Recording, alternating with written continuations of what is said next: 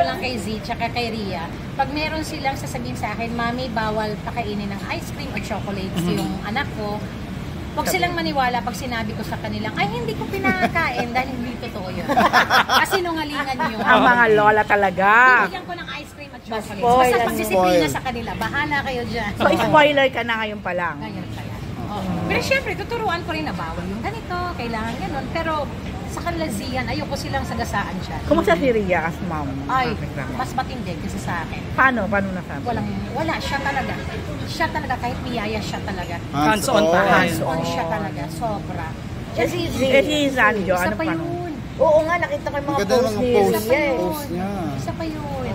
Ayaw niyang every time na si Ria pupuntang clinic, magpapa-check up ng buntis pa. Ayaw niya na hindi siya kasama. Hindi nga ako pwedeng sumama dahil siya nga.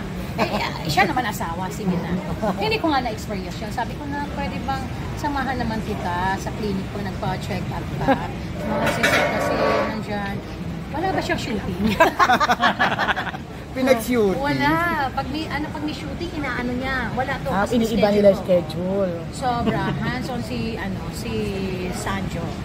Sa asawa niya at sa Ang anak. piling ng lola, first apo. Oo. Masaya.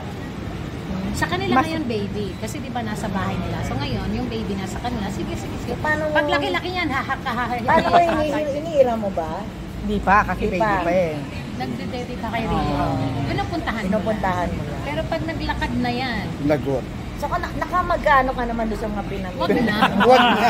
Super shopping. Super shopping si Lola, no? Super shopping. Ano sabi nila Ria? Naku, mama naman. Ganon. Na, Spoil baka mo naman na. sobra-sobra na. Si Mama. Hindi, si Ria. Si Ria, Hindi ka pag hindi ka nagpapasalubong. inaawat. Mami, stop it na. Wala na kami paglagyan.